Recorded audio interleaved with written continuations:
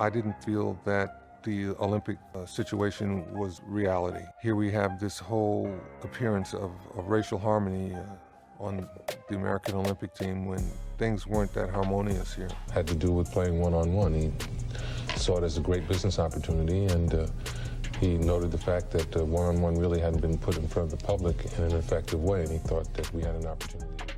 When NBA legends call Kareem Abdul-Jabbar a monster, they aren't talking about rage or chaos. They're talking about something far more terrifying. A player who solved basketball. A 7'2" giant who turned defense into a spectator sport. Every night, defenders stepped onto the court knowing they'd already lost. That's the kind of monster Kareem was. But what made him truly unstoppable? How did one man dominate for 20 straight years, spanning from Wilt Chamberlain's era all the way to Magic Johnson and Larry Bird's revolution? Kareem Abdul-Jabbar didn't just play basketball, he engineered it. His career was a massive bridge connecting the game's early days to its modern explosion. 6 NBA championships, 6 MVP awards, 19 All-Star appearances. He averaged over 20 points per game for 17 straight seasons. Think about that. 17 years of elite scoring, maintained before the three-point shot became common. His production never stopped, his excellence never faded. He entered the league when Wilt was still playing and stayed dominant deep into the 1980s. That's not luck, that's architectural dominance. The secret to his terror was simple. Kareem created a move that defeated the basic geometry of defense.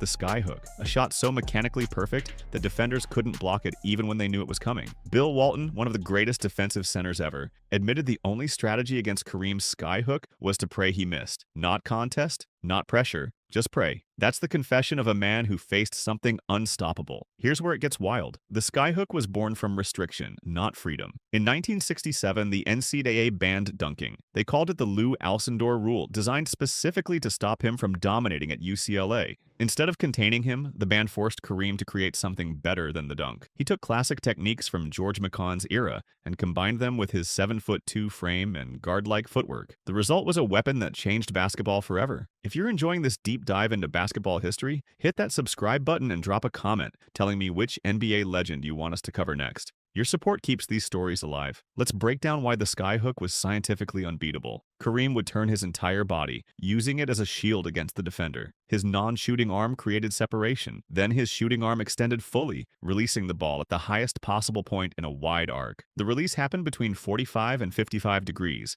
the optimal angle for backspin and soft touch. The ball left his hand approximately 12 to 13 feet high. Analysis showed this release point reduced the chance of a block by over 80%. The defender's window to contest simply didn't exist. Scottie Pippen, an 8-time NBA All-Defensive first-team member, called the skyhook the most unstoppable move ever. He said, "It literally retired with Kareem because no one else could master it." The move demanded immense practice, complex footwork, perfect timing, delicate touch, and complete balance, all synchronized. That difficulty made it non-replicable. Kareem's competitive advantage was his alone. The psychological damage was worse than the physical scoring. Defenders knew what was coming. They studied film. They practiced counters. But when the moment arrived, they were physically incapable of stopping it. Kareem was a psychological monster who defeated opponents by presenting an unavoidable dilemma. He didn't trick you. He just gave you a problem you couldn't solve. Now let's hear from the legends who faced him. Wilt Chamberlain, the statistical giant himself, recognized Kareem's greatness immediately. Back in 1967, while Kareem was still dominating college basketball as Lou Alcindor, Wilt predicted he had the potential to become the greatest of all time. That's the reigning king acknowledging his successor. Wilt knew the throne was about to change hands. Julius Erving, Dr. J himself, makes an even bolder claim. He argues that Kareem Abdul-Jabbar is the GOAT, ranking him above Michael Jordan and LeBron James. His reasoning is simple but powerful. Kareem achieved unmatched excellence at every level, high school dominance, 3 consecutive college championships at UCLA, and professional greatness spanning 2 decades. Dr. J points to Kareem's collection of MVPs, championships, scoring titles, and records as proof. But here's the deepest insight from Erving. He created what he calls the Hall of Fame metric. Being Kareem's teammate significantly increased a player's likelihood of making the Hall of Fame. No player in history elevated more teammates to that level over 20 seasons. Why? Because Kareem's offensive presence drew immense defensive gravity. Teams collapsed on him constantly. This simplified the game for everyone else. Magic Johnson and James Worthy flourished because Kareem created a force field effect around him. His excellence was systemic. He made winning easier for his entire team. Shaquille O'Neal calls Kareem the original cheat code. Before Shaq's physical dominance redefined center play, Kareem's technical perfection set the standard. Shaq once said Kareem would average 40 points per game in today's NBA. That's not nostalgia talking. That's respect from one dominant center to another. Kareem provided an automatic, high-efficiency scoring outlet that nobody could match. When you compare Kareem to Hakeem Olajuwon, the contrast becomes clear. Hakeem's dream shake was legendary, a complex series of fakes and moves designed to spin defenders in circles.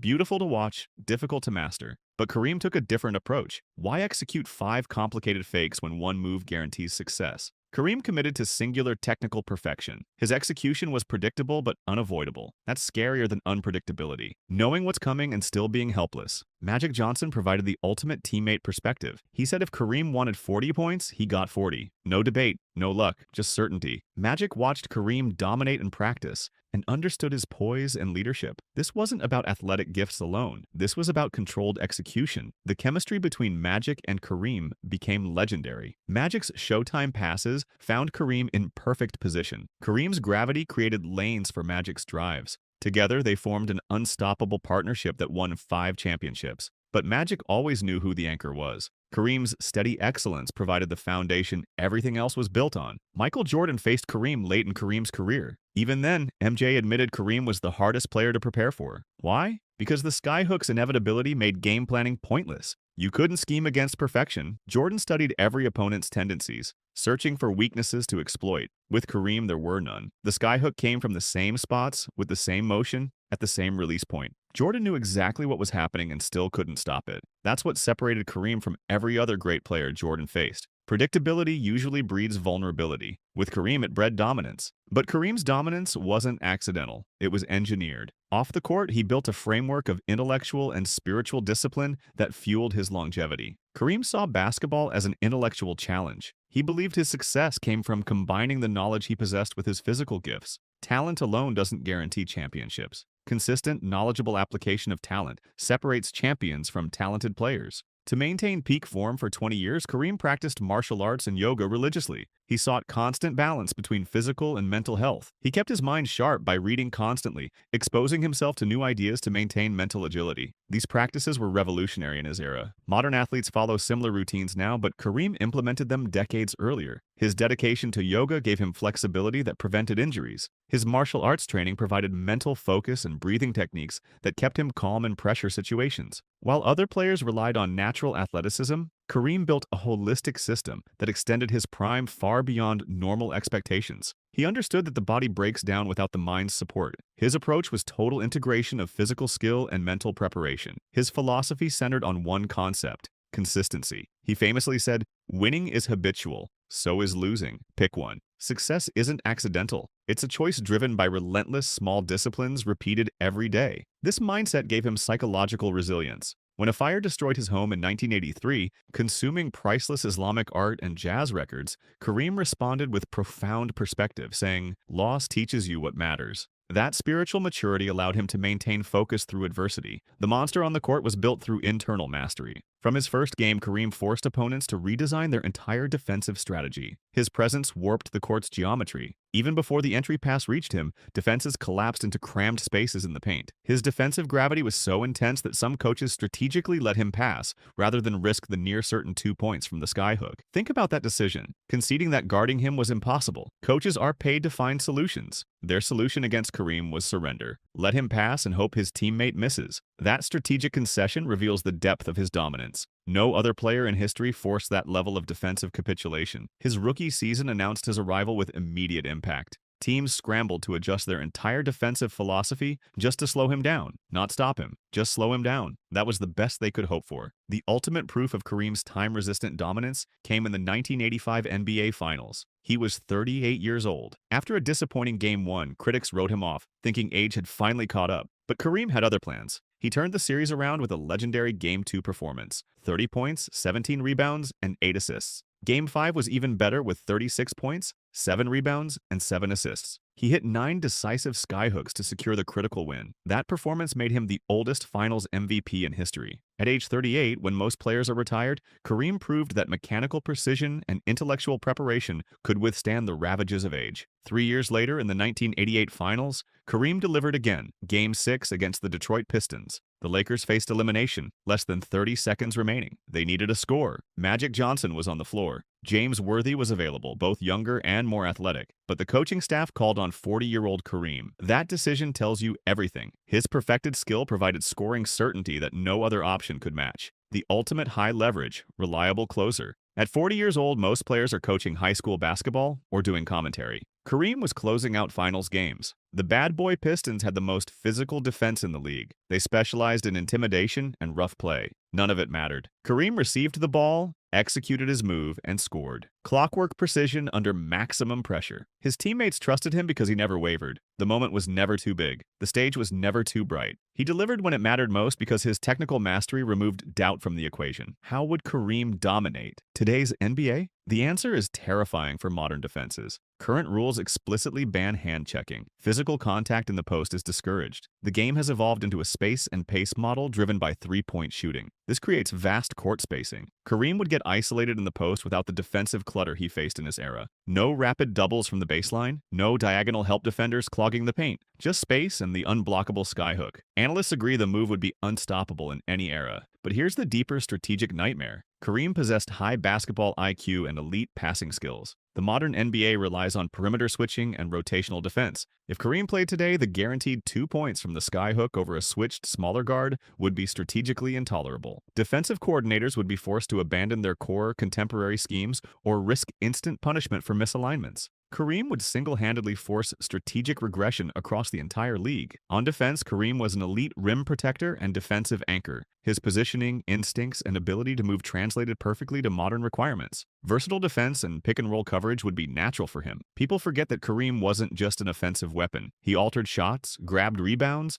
and protected the paint with intelligence rather than athleticism. His length made him a constant presence around the rim. His timing on blocks was impeccable, never jumping at every pump fake but waiting for the right moment. Modern analytics would love his defensive impact, controlling the paint without fouling and keeping him on the court in crucial moments. Kareem himself has been critical of the modern NBA. He argues the game has lost its balance and soul due to overwhelming emphasis on the three-point shot. He believes fans are being cheated by the monotony of outside-in offense. During one interview, he joked that his focus on post-dominance might relegate him to a statistician role today. That's not self-doubt, that's strategic critique. He's highlighting the flaw in modern strategy. Even an unstoppable inside force might be overlooked in favor of perimeter volume. But make no mistake, if Kareem entered today's league, teams would adjust. They'd have no choice. Kareem's greatness extended beyond basketball. His social consciousness ignited early. A formative meeting with Dr. Martin Luther King Jr. in 1964 motivated him to recognize and act on his community's needs. He refused to join the 1968 Olympic basketball team, protesting the country's repression of black rights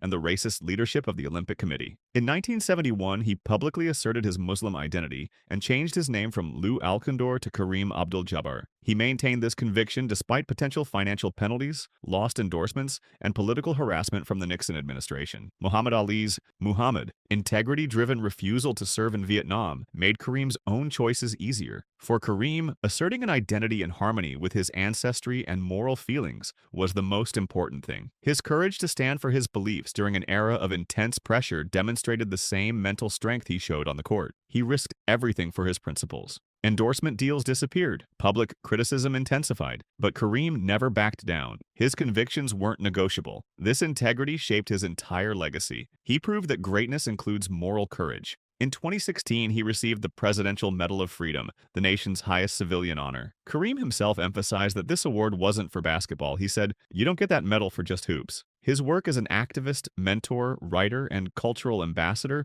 earned that recognition. His integrity paired with athletic excellence elevated him beyond sports. So when legends call Kareem Abdul-Jabbar a monster, understand what they mean. Not a creature of chaos, a force of disciplined, consistent, cerebral perfection. He engineered the most unstoppable offensive weapon in history. He dominated across multiple eras and defensive systems. He psychologically defeated opponents before they even stepped on the court. His skyhook was more than a shot. It was a statement, a mathematical proof that basketball could be solved. Defenders knew what was coming and remained helpless. That's the deepest terror. Kareem didn't need surprise, he needed certainty, and he delivered it for 20 years. If this story of engineered greatness inspired you, make sure you're subscribed to the channel and share this video with someone who needs to understand true basketball dominance. The legends spoke, we listened, and the verdict is clear. Kareem Abdul-Jabbar was, is, and always will be a monster.